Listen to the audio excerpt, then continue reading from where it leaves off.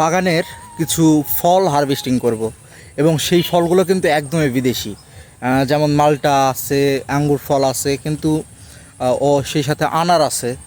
তো অনেকেই আসলে এই ভিডিওটা দেখতে চাইছেন, অনেকেই আমার ভিডিও যারা রেগুলার দেখেন তারা অনেকেই বলেছে যে ভাই মালটা যখন হারভেস্টিং করবেন তখন অবশ্যই আমাদের দেখানোর চেষ্টা করবেন। তো আমিও আমার দর্শকদের কথা ফেলতে পারি না, এই কারণে সবার অনুরোধে আর কি যে এই ভিডিওটা করা। সেই সাথে আমারও ইচ্ছা ছিল। তো চলেন বেশি কথা বলবো না, আমরা হারভেস্টিংয়ের কাজ শুরু করি। মালটাটা আগে হারভেস্টিং করি। অনেক মালটা ধরছে, অনেক, আপনাদের দেখাই চলেন। আসলে একটা বাগান যখন করা হয় অনেক কষ্ট, অনেকটাই কষ্ট হয়, কারণ খুব সহজে কিন্তু গাছ বড় করা যায় না। আমাদের মাটিগুলোতে এখন সবই হচ্ছে, শুধু পরিশ্রমের ব্যাপার। যদি ভালোভাবে পরিশ্রম করা যায় তাহলে কিন্তু সব ধরনের ফসল করাই কিন্তু সম্ভব। তো আপনারাও চেষ্টা করবেন যে ভালো মানের সব কিছু গাছপালা লাগালে আসলে সব কিছুই করা সম্ভব। এই যে দেখেন মালটার ধরন, সাইজগুলো দেখেন, একদম কত সুন্দর হয়ে গেছে মালটাগুলো, দেখছেন? এই যে কত সুন্দর, তাই না? এই গাছের মালটাটা পারবো, এই গাছেরটা পারবো, এগুলা সবই পারবো। এই যে দেখেন মোটামুটি ভালোই ধরছে। তো আসলে অনেক কষ্টের ফল এগুলো, অনেক যত্ন করতে হয় এগুলো গাছে। এই যে দেখেন আনার, দেখেন কতগুলো আনার। আর কিছুদিন আগে হলুদ লাগাইছিলাম বাগানে,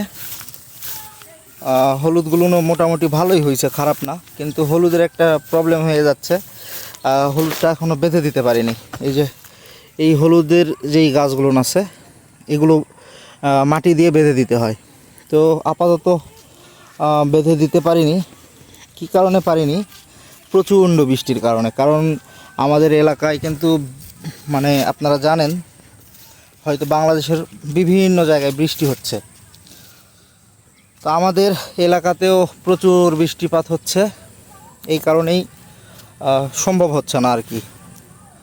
এই যে এখনও ঘাস, প্রচুর ঘাস, এই ঘাসগুলা নিড়াই দিতে হবে, তারপর সুন্দরভাবে বেঁধে দিতে হবে। হলুদের দামও কিন্তু আছে প্রচুর। হলুদ আমাদের অঞ্চলে মাঝে মধ্যে 200 টাকা 250 টাকা কেজিও বিক্রি হয়।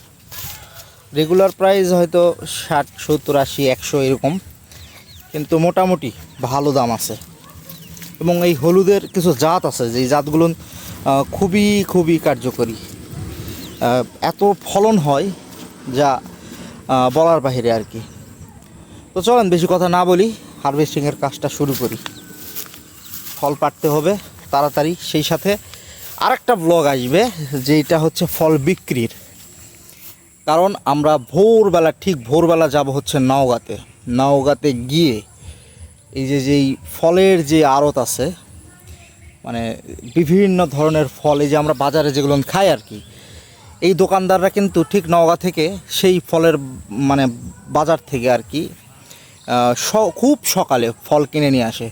এত সকালে সাধারণত ওঠা হয় না, একদম ফজরের আজানের আগে সেই বাজারটা শুরু হয়, শেষ হয় সেই ফজরের আজানের কিছু পরেই বাজারটা শেষ হয়ে যায়। তো এই কারণে আসলে অনেকেরই দেখার সৌভাগ্য হয় না। তো আজকে আমি চেষ্টা করব যখন ফলটা বিক্রি করতে যাব ওইটা একটা আলাদা ব্লগ দিব, যে নয়তো বা খুব বড় হয়ে যাবে আর কি। তো চলেন, ওইটাও কিন্তু দারুণ একটা ব্লগ হবে। সবাই সাবস্ক্রাইব করে রাখবেন, তাহলেই ব্লগগুলো দেখতে পাবেন।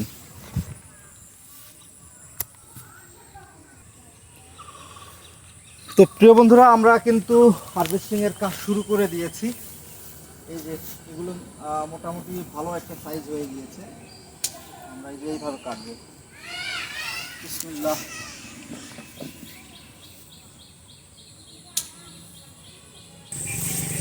এই হচ্ছে কাটিং সিস্টেম। এই যে মালটা, এই যে ঠিকিতে ঢেলে দেবো।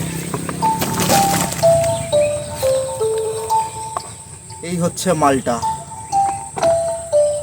তো মোটামুটি কাজ কমপ্লিট।